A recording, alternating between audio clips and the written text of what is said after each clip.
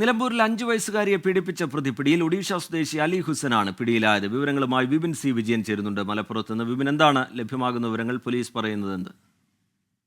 റിജിത്ത്, ഇന്നലെയാണ് സംഭവം. ഇന്നലെ രാവിലെ ഈ 5 വയസ്സുകാരിയെ ചിപ്സ് വാങ്ങി നൽകാമെന്ന് പറഞ്ഞ് പ്രതിയായിട്ടുള്ള അലി ഹുസൈൻ ക്വാർട്ടേഴ്സിൽ നിന്ന് കൂട്ടിക്കൊണ്ടു പോവുകയായിരുന്നു.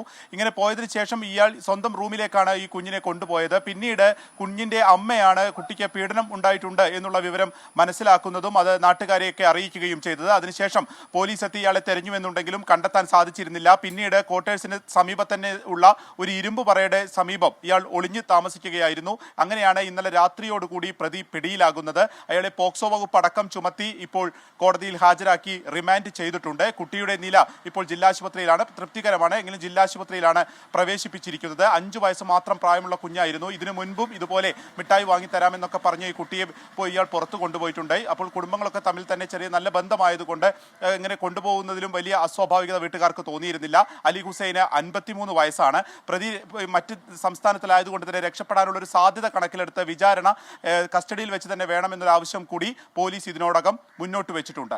ശ്രീജിത്ത്. വിപിൻ സി വിജയൻ വിവരങ്ങൾ നൽകുകയായിരുന്നു. നിലമ്പൂരിലാണ് 5 വയസ്സുകാരി പീഡനത്തിന് ഇരയായത്. പ്രതി ഒഡീഷ സ്വദേശി അലി ഹുസൻ പിടിയിലായിട്ടുണ്ട്.